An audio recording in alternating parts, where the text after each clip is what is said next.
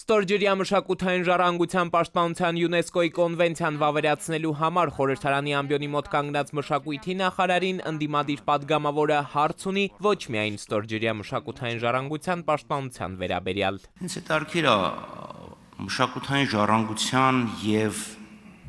երկրի սահմանների փոխհարաբերությունների ձեր պատկերացումները։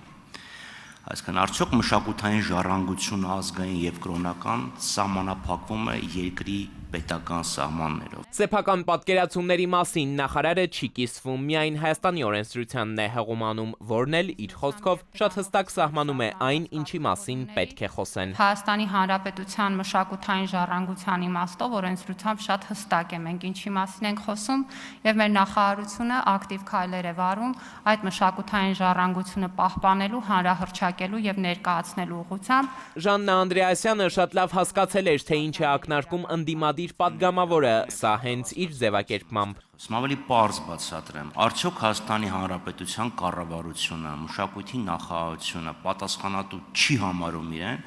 Հայաստանի Հանրապետության տարածքից դուրս գտնվող հայկական մշակութային կրոնական ժառանգության հուշարձանների պահպանության համար։ Նոր պատասխան չունի նախարարը, վստահ է ընդդիմադիր պատգամավորն իրենից լավ գիտի այն, ինչի մասին հարցնում է, իսկ ընդդիմադիր Խաչատրյանն այստեղ մինչև իսկ Անդրեասյանի կոմպետենտության հարցն է առաջ բերում, եթե ինքը գիտի ավելի լավ, քան հենց նախարարը։ Իմ հարցը, Տիկին Անդրեասյան, այո, վերաբերվում էր Արցախում գտնվող հայկական մշակութային ժառանգությանը,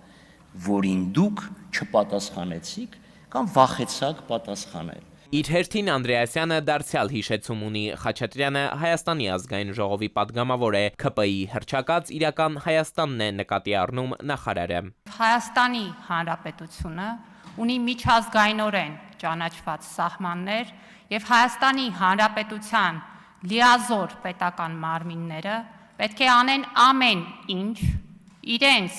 տիրույթում գտնվող Հայաստանի Հանրապետության նշված ոլորտի հարցերը լուծելու համար։ Իրական եւ պատմական Հայաստանների բախումն այսքանով հատում է եզրագիծը խորհրդարանում, գոնե այսօր, ինչ վերաբերում է օրակարգ հասած իշխանության աղմկահարույց առաջարկներից երկուսին, տեղական եւ համապետական ընտրություններին, հանրաքվեներին մասնակցելու իրավունքը սահմանափակելու եւ պատգամավորական երթման տեքստը փոխելու նախագծերին, ապա դրանց քննարկումը երկրորդ ընթերցմամբ միայն մի քանի րոպե է տևում, նոր առաջարկներ չեն եղել, հետեւապես հարցեր լինել չեն կարող, փոփոխություններն էլ միայն տեխնիկական բնույթի են։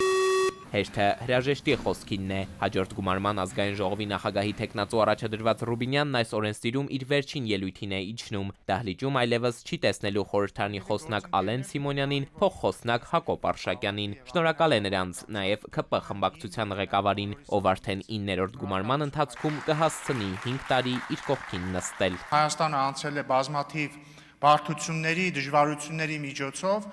բայց մենք բոլորս Հայաստանի Հանրապետության վարչապետի գլխավորությամբ եւ մենք էլ ազգային ժողովում պարոն Սիմոնյանի գլխավորությամբ հասել ենք մեր ամենակարևոր խոստման կատարմանը, խաղաղությանը։ ՔՊԱ-ականները ծափերով են ճանապարհում թիմակիցներին։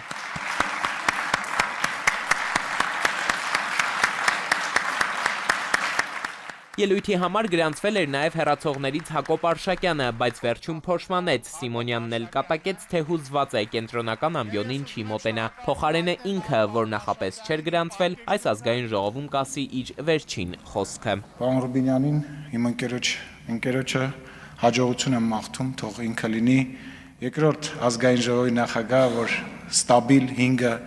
տարի կունենա ազգային ժողովում։ Եթե որևէ մեկին նեղացրել է, ներողություն է խնդրում Ալեն Սիմոնյանը, վերջում կեցե Հայաստանը եւ իհարկե լուսանկար 8-րդ գումարման վինետկան։ Էդուարդ Պողոսյան, ժամը լրատվական։